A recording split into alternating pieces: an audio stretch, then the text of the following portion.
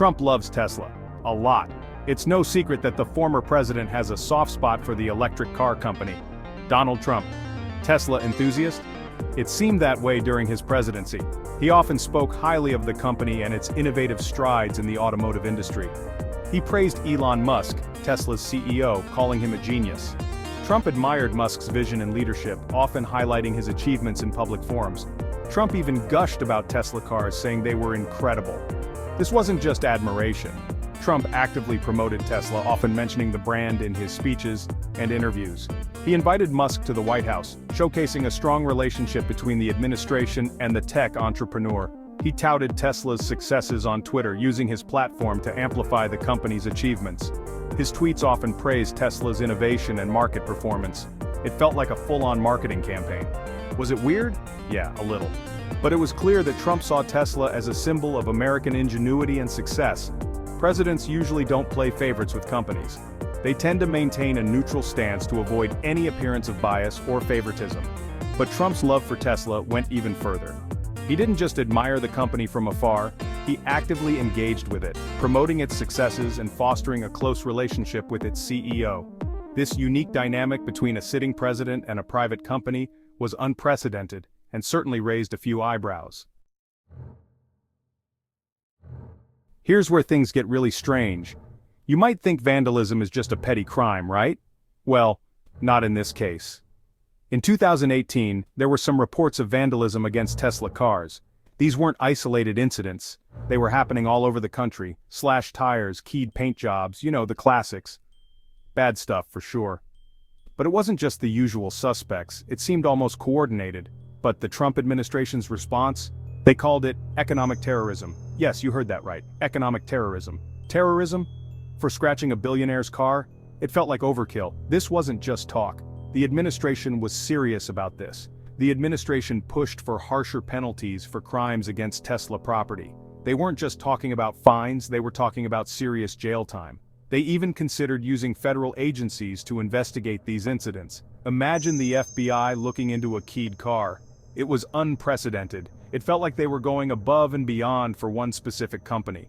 Was it because of Tesla's influence, or was there something more? The whole situation left many people scratching their heads. Public opinion was divided.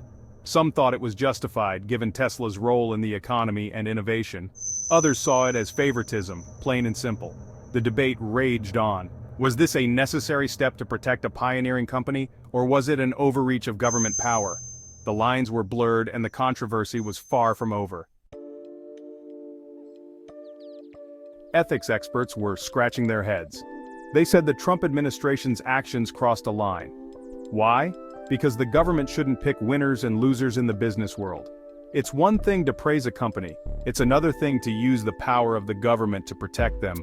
That's not how a free market works. This kind of favoritism erodes trust in the government. It makes people think that the system is rigged, and that's not good for anyone.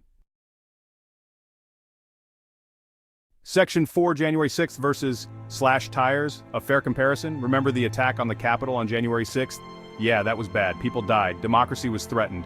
A dark day in American history. Now compare that to someone keying a Tesla. Not even close, right? But the Trump administration seemed to put them in the same category. They used the same language, the same sense of urgency. It was like they were trying to equate vandalism with insurrection, and that's just ridiculous.